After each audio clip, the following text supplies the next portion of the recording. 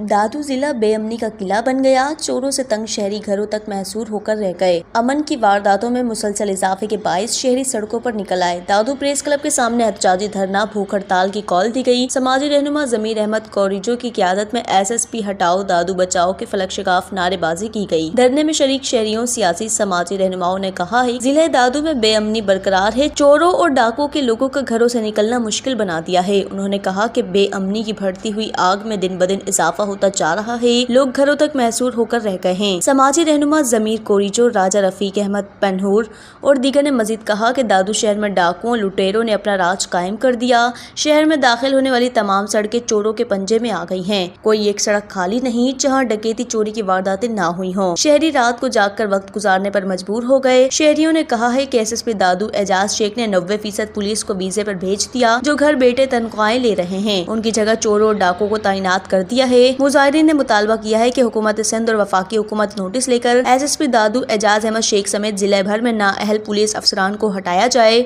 और ईमानदार अफसर मुकर्रर किए जाएं। बसूरत दीगर मरते दम तक भूख हड़ताल जारी रहेगी। वर्ष न्यूज़ दादू।